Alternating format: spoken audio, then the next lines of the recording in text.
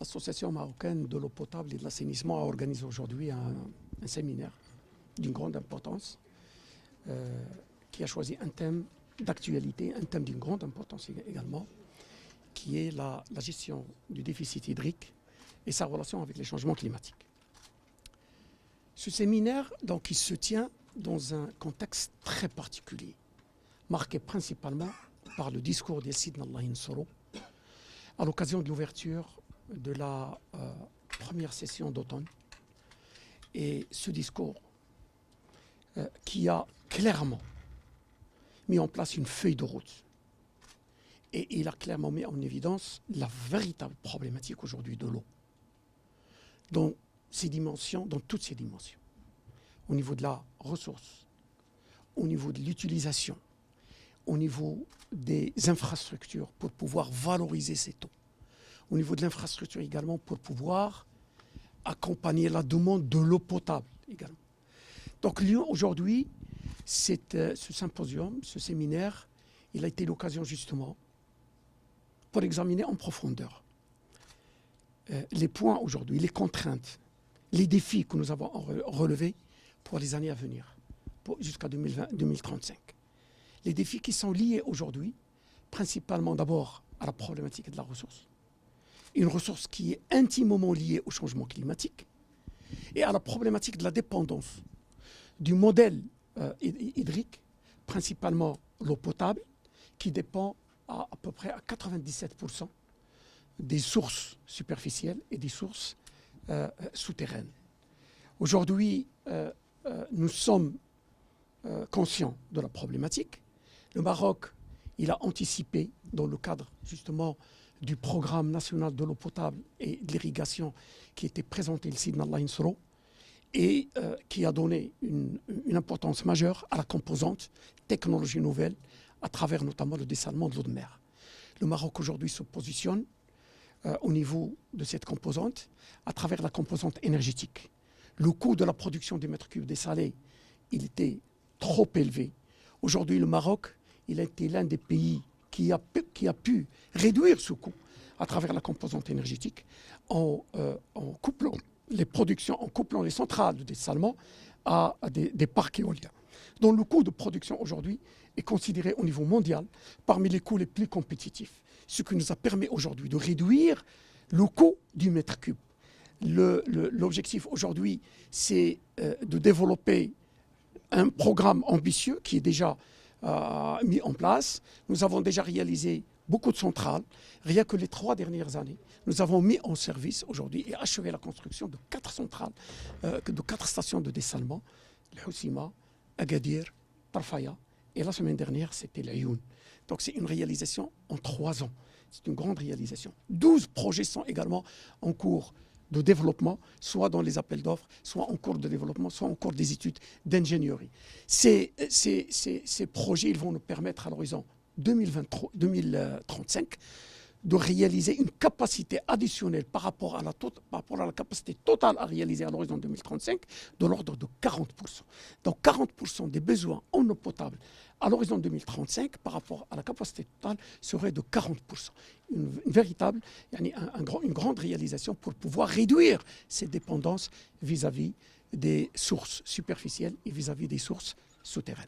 Donc d'abord pour préciser que l'AMEPA, l'association marocaine de l'eau potable et de l'assainissement, réunit tous les opérateurs du secteur de l'eau, que ce soit les opérateurs publics ou les opérateurs privés.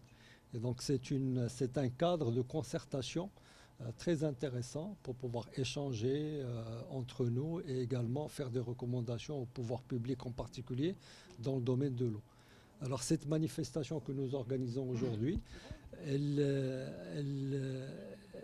vient à point nommé suite au discours de Sa Majesté, que Dieu l'assiste, devant le Parlement, et qui a insisté beaucoup sur la nouvelle façon de gérer la ressource eau au Maroc de manière durable et en générant le maximum d'économies compte tenu du stress hydrique que connaît le Maroc depuis déjà plusieurs années. Le fait que la MEPA réunisse tous les opérateurs, l'objectif est de voir comment tous ces opérateurs, qu'ils soient publics ou privés, peuvent contribuer à l'opérationnalisation de toutes ces hautes instructions qu'a donné Sa Majesté lors de ce discours, dans le sens de la durabilité et dans le sens de l'économie. Et les opérateurs sont mobilisés pour contribuer à cette nouvelle démarche et également, et ça a été souligné dans le discours royal, d'introduire le maximum de nouvelles technologies aptes à assurer le maximum d'économie d'eau au Maroc pour nous et pour les générations futures. Alors la convention que j'ai eu le plaisir de signer au nom de la MEPA avec l'ONE, elle a pour objectif à ce que l'ONE donne plus de soutien aux différentes activités de la MEPA. Mais je dois dire que c'est plutôt une formalité parce que l'ONE nous a toujours habitués à soutenir cette association dans l'intérêt du secteur de l'eau de manière générale. Bouhamid Mustafa, membre du bureau de la MEPA. En complément à ce qu'a dit mon ami Céziane, je voudrais juste rappeler que la MEPA, en fait, réellement, elle existe depuis début des années 80, sous un autre nom. Mais elle a l'avantage de regrouper tous les professionnels du métier de l'eau pour développer la réflexion sur les modes de distribution d'eau, sur l'industrie de l'eau, sur tout ce qui est équipement lié à l'eau.